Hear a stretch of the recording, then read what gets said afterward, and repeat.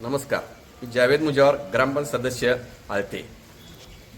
हातकणंगलेचे तहसीलदार हे शासकीय काम करत असताना प्रत्येक कामामध्ये आपला स्वतःचा आर्थिक लाभ कसा होईल हे प्रत्येक कामामध्ये पाहिलं जातंय तहसीलदाराकडून.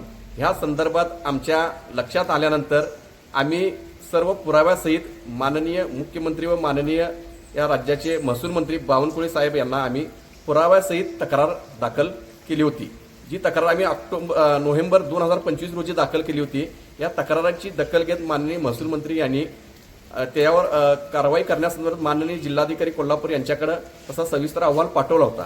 या जिल्हाधिकारी या तक्रारीची दखल घेत याची चौकशी समिती नेमली होती. या चौकशी समितीने माननीय तहसीलदार यांनी जो वर्ग 2 जमीनचा वर्ग 1 करण्यासाठी जो 52 लाख रुपये किंमत होणारी जमिनीची मध्ये 26 लाख रुपये भरून घेणे अपेक्षित असताना त्या जमिनीमध्ये तिने 29 लाख रुपये दाखवून 14 लाख रुपये भरून घेतले आहे.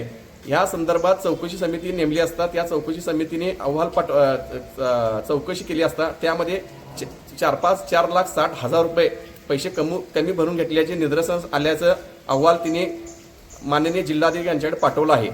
तरी अद्याप अहवाल पाठवून देखील माननीय जिल्हाधिकारी व महसूल प्रशासनाकडून या तहसीलदारावर कोणतीही कारवाई अद्याप करण्यात आली नाही. उलट या तहसीलदारावर कारवाई होणे अपेक्षित असताना शासनाचे लाखो रुपये रॉयल्टीच्या माध्यमातून असू दे किंवा वर्ग 2च्या माध्यमातून असू दे बुडवल्याचं पुरावा असताना देखील ह्या तहसीलदारला उलट या महसूल प्रशासनानं उपजिल्हाधिकारीची बढती देऊन गिफ्ट देण्यात आली आहे. तरी माननीय महसूल मंत्री साहेब, आपण उद्या कोल्हापूर जिल्ह्यावर दौऱ्यावर येत आहे.